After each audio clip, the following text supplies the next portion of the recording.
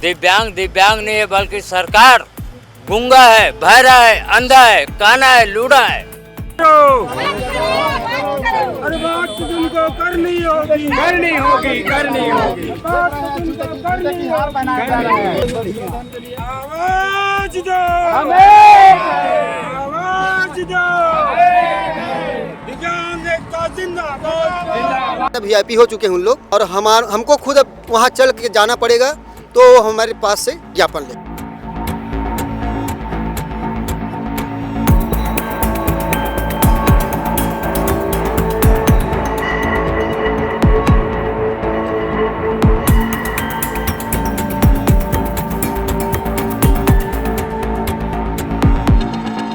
आज हम लोग यहाँ पर पैदल रैली निकाले थे, पुतला दहन निकालते और हम लोग पुतला दहन करके रहेंगे। अरुण साहू जी का करेंगे, उप मुख्यमंत्री और विजय शर्मा का करेंगे और मुख्यमंत्री का, तीनों को हम लोग पुतला दहन करेंगे।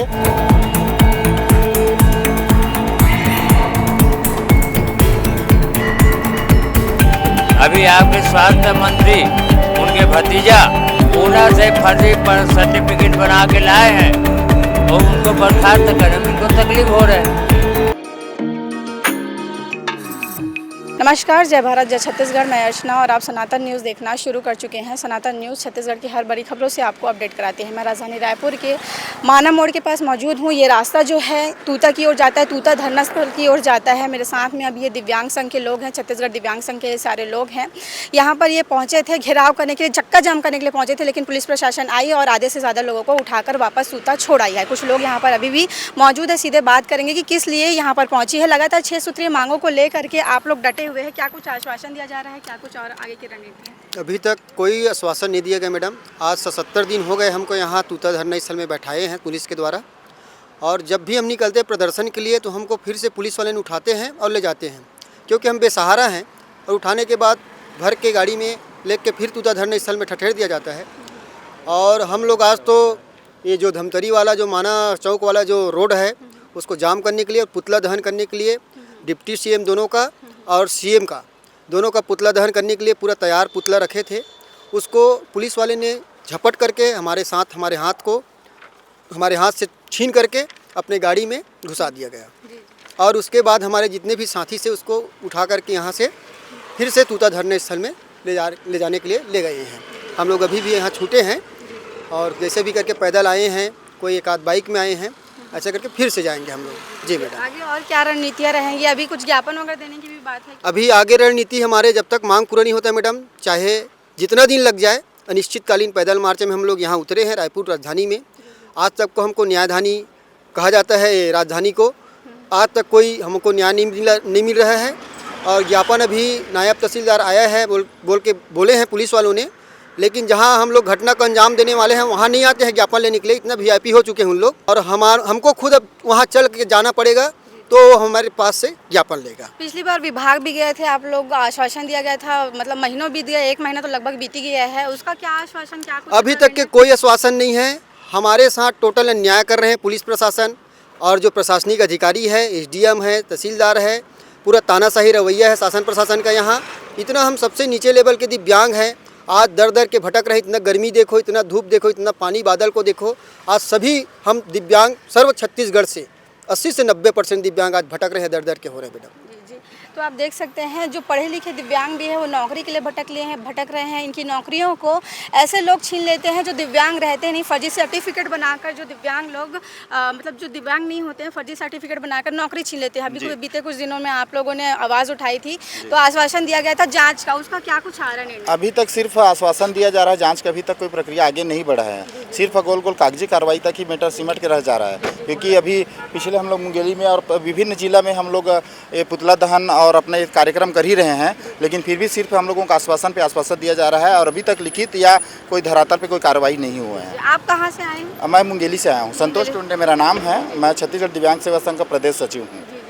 तो लगातार ये जो प्रदर्शन होता है, आप यहाँ पहुँचते हैं, पुलिस प्रशासन बार बार उठा के लेके चले जाती है, क्या ये निर्ममता नज़र आ रही है? क्योंकि बहुत लंबे समय से आप लोग लड़ाई लड़ रहे हैं, 500 रुपये में कुछ नहीं होता, काफ़ी लंबे टाइम से हम कवर भी कर रहे हैं, कैसे देखते हैं ये सरकार क्या कर रही है आप लोगों को? सरकार अभी तक तो कुछ नहीं करी। हमारी लड़ाई तो पिछले 3 साल से चल रहा है और आज यहाँ पर 76 दिनों से हम लोग लगातार तूता में बैठे हुए हैं। हम लोग यहाँ पर धरने पे बैठने नहीं आए, बल्कि हम लोग पैदल मार्च करना चाहते थे और सरकार हम लोगों को यहाँ पर बिठा दिया गया। आज हम लोग यहाँ पर पैदल रैली निकाले थे, पुतला दहन निकालते और हम लोग पुतला दहन करके रहेंगे। अरुण साहू जी का करेंगे, उप मुख्यमंत्री और विजय शर्मा का करेंगे और मुख्यमंत्री का, तीनों को हम लोग पुतला दहन करेंगे। ये हम लोगों का आगे को वो है।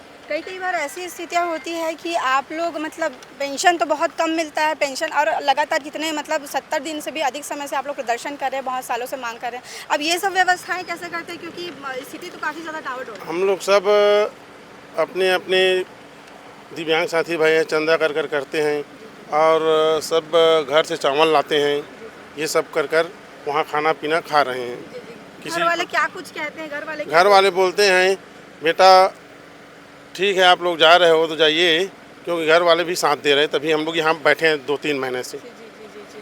तो आप देख सकते हैं कि स्थिति इतनी ज़्यादा ख़राब है, 500 रुपये बस पेंशन मिलता है, कुछ लोगों को तो पेंशन भी नहीं मिलता और आपस में ये पैसे थोड़े थोड़े इकट्ठा करके ये अपनी मांग को रखने की कोशिश कर रहे हैं। महीनों से ये डटे हुए हैं, यहाँ पर सालों से इनकी मांगे हैं, 6 सूत्री मांगे हैं। 6 सूत्री मांगों के बारे में पहले भी आपने सनातन न्यूज़ में देखा ही होगा कि क्या कुछ इनकी 6 सूत्री मांगे हैं। एक बार फिर से हम लोग पूछेंगे कि 6 सूत्री मांगे क्या कुछ है, उनके बारे में एक बार और बता दीजिए, क्योंकि सरकार के सामने तो उनके समक्ष तो बात रख ही रहे हैं, शायद वो सुन नहीं पा रही हो। हम लोगों ने हजारों बार शासन प्रशासन को दे चुके हैं कि जो फर्जी दिव्यांग प्रमाण पत्र बनाकर जो नौकरी कर रहे हैं उनको आप बर्खास्त कीजिए। हमने कहाँ पर पोस्ट हुआ है, कब से नौकरी लगा है, किस पद में है, वो नहीं दे पा रहे। इसलिए नहीं दे पा रहे हैं कि जो मंत्री और राजनेता है उनके भाई भतीजा लोग ही फर्जी हैं। अभी आपके स्वास्थ्य मंत्री उनके भतीजा पूना से फर्जी पर सर्टिफिकेट बना के लाए हैं और उनको बर्खास्त करने में इनको तकलीफ हो रहे हैं। मेरे दिव्यांग भाई बहन अगर डिग्री धर के बैठे हैं, क्या वो लोग ज़िंदगी भर घसीटते घूमते हुए चलेंगे? दूसरी ये है कि महतारी वंदन योजना में 1000 आप महिलाओं को जो कमा सकता है, खा सकता है, उनको दे रहे हो, तो मेरे दिव्यांग भाई बहन जो न चल सकती है, न बोल सकती है, न समझ सकती है, इनको आप 500 रुपया दे रहे करके वंचित कर दिए। 40 साल की एक युवती है, उनको कौन शादी करेगा मैडम? दिव्यांगता कारण वो अविवाहित है करके उनको वंचित कर दिया गया है। और माननीय मुख्यमंत्री जी हमारे 6 सूत्री मांगों को स्वीकार किया है और उन्हें जबान भी दिया है कि 15 दिन के अंदर आपकी मांगों को हम पूर्ण करेंगे। आज तक के उन्हें 8-9 महीना हो गए मांग पूरा नहीं किया। यहाँ तक के अपने दिल में हाथ रख के बोला था माननीय विष्णु देसाई जी कि ये तो हमारे पाप लग रहे करके, कि जिनको ज़रूरत है उनको हम नहीं दे पा रहे हैं, तो हमारे लिए पाप है ये, हम तत्काल उनको योजना का लाभ देंगे करके। लेकिन आज तक मंत्रालय का, मरीन ड्राइव का और जय स्तंभ चौक का सारी चीज़ को आप मीडिया आपको तो मैं धन्यवाद दूंगा, हमारी हर गतिविधि को अवगत करा रहे हैं और आज भी करा रहे हैं। लेकिन शासन प्रशासन दिव्यांग नहीं है, बल्कि सरकार गूंगा है, बहरा है, अंधा है, काना है, लूढ़ा है। इसलिए ना वो सुन पा रहा है, न चल पा रहा है, न कोई आवाज़ कर पा रहा है, न उनमें सोचने की क्षमता है। इतना से ज़्यादा मैं कुछ नहीं कह पाऊँगा, क्योंकि हमारी मांग जब तक पूरा नहीं होगा, चाहे हमें कुछ भी स्तर पर पहुंचना पड़े, हम लोग पहुंचेंगे। चाहे शासन प्रशासन हमें अनुमति दे या न दे, हमारा मौलिक अधिकार है कि 2016 दिव्यांग अधिकार अधिनियम के तहत हम अपने अधिकार को लेकर रहेंगे, लड़ेंगे और जीतेंगे भी हम भी लोग। धन्यवाद। तो आप देख सकते हैं कि किस प्रकार से जो इनकी मांगे हैं उसे रोक दिया गया है और इनका कहना है कि मुख्यमंत्री से बातचीत करने के बावजूद उन्हें आश्वासन दिया गया है कि इनकी मांगे पूरी कर दी जाएगी। अब सरकार मांगे पूरी क्यों नहीं कर रही है और इन दिव्यांगों के पैसे, मतलब जो कई लोगों के तो पेंशन भी नहीं आ पाते, तो उनके पैसे को रोक के क्या ही मिलेगा? अब इस विषय को लेकर के आप क्या सोचते हैं उसे कमेंट बॉक्स पर ज़रूर लिखिएगा और चैनल को सब्सक्राइब ज़रूर कर लीजिएगा। धन्यवाद।